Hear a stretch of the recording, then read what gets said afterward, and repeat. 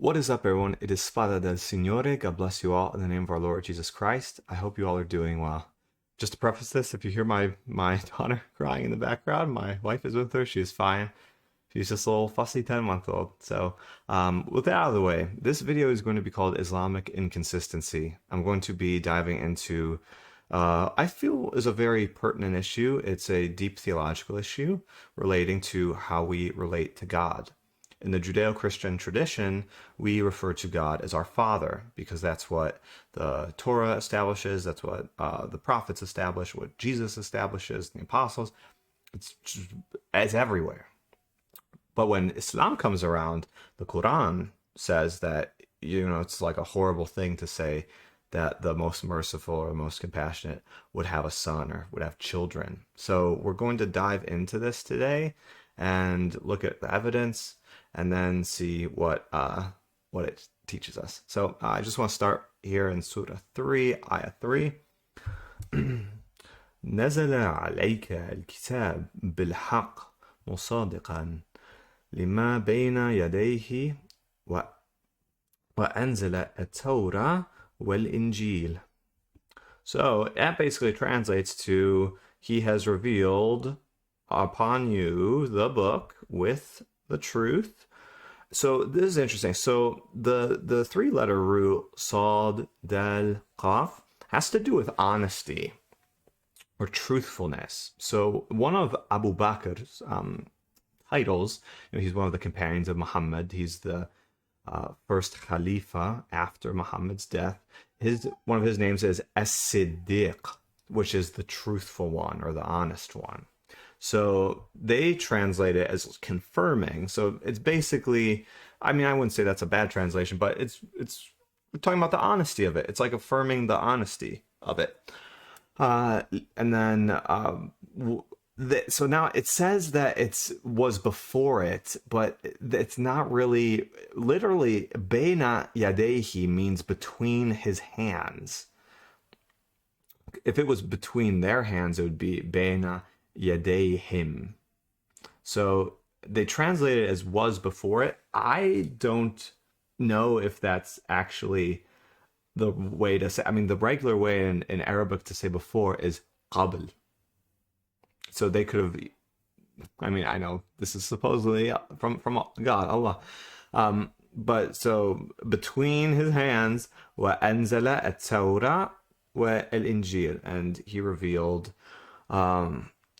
the Torah and the Gospel. So it is a book, because it talks about what's being sent down to whoever's receiving this is a book, just like the Torah and the Gospel were sent down or revealed. Okay, so the Quran establishes that the Torah and the Gospels, and the Gospel, I should say, are revelations. If we go now to Surah 17, it talks about in verse 55 right here about the Psalms. So, وَأَتَّيْنَا دَاوُودَ زَبُورَ, and we gave to David the Psalms.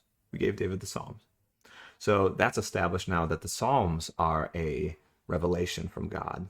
So I'm going to use one from each of those books, one from each of those revelations, to look at some of how they talk about God. So Deuteronomy 14:1 says, Banim atem la'Adonai, the sons you are of God, or of the Lord. Right? So that's pretty clear, just very straightforward. First verse, Banim are sons, just like Ibn in Arabic. So sons you are of the Lord. So it's established in the Torah that covenant members are God's children. Next one is in the Zabur, the Psalms. It says, Avi yetomim ve'dayan al manot Elohim. So a father of the fatherless, sorry with all the heads, guys. A father of the fatherless and a defender of widows is God. So the Psalms refer to God as a father as well. Not even that he is like a father. It doesn't use the word like. It says a father. He's a father of the fatherless. That's one of his attributes as a father. And if we go to Matthew 6 to talk about the Our Father that Jesus teaches us, this is in verse 9, Utos prosergeste imis, pater imon, our Father. And we could go and find hundreds more references to this. Now, this is all fine and dandy. We obviously know that the Torah and the prophets and the Gospels are consistent with each other. They affirm the same thing. Now, the Quran obviously says, yeah, they, confirm each other. The Gospel confirms the Torah, and they're all from God, so they confirm each other. The problem, though, that we encounter is if we go to Surah Maryam, which is Surah 19, and it talks about in Ayah 91, no, not 91, I'm sorry, 92. It says, وَمَا يَنْبَغِي الرَّحْمَنِ أَنْ يَتَّخِذَ وَلَدًا.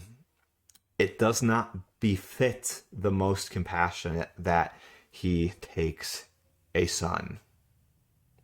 Right? So, and it just keeps going and saying that is something outrageous. The earth splits apart and everything's about to blow up, basically, from saying something like that. Outrageous. Does not befit him to have children. So we see then that the Quranic ethos is saying that no, God does not have children.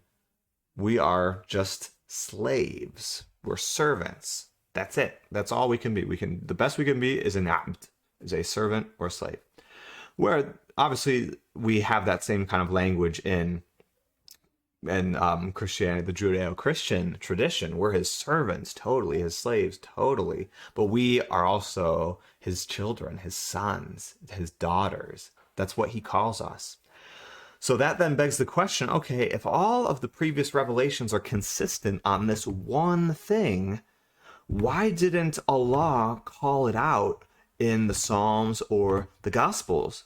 Because it's really clear from the Torah, and if you just take a look, I have my Mishnah right here, the earliest compendium of Jewish law, that God is referred to as the Father in the Judaic tradition. So with that being established, guys, why didn't God tell David, call out these people for lying about me? I'm not their father. I'm the best they can be is my slave. Or why didn't he tell Jesus, call out the children of Israel? They're calling me their father when they shouldn't. Where every piece of evidence points to Jesus teaching that God is our Father, and that's what the apostles believed he taught them, and that's what they taught. It's what the whole tradition says. Okay, so you have all these different avenues of arriving at the concept of the people of God before Islam referred to God as a father. But then you have Islam coming around saying, no, that's the universe is going to blow up if you say something like that. So you see the inconsistency then that Islam has with the previous scriptures, although it claims to affirm them. And it's very clear, guys, if you research a little bit, read about what happened when Umar ibn al-Khattab was reading the Torah or one of the Jewish scriptures or carrying it in his hand. Muhammad was angry and said basically that you shouldn't read this, and that if Moses was here, he would have to follow me, right? So the Quran claims that these things are light and truth, and it never says to not read them, right? It says that all throughout the Quran, right? So this is just a little tidbit, a little insight into the Islamic inconsistency of God, our Father. I hope this video blessed you. I pray that you have a blessed week. God bless you all. In the name of our Lord Jesus Christ, Spada del Signore, out.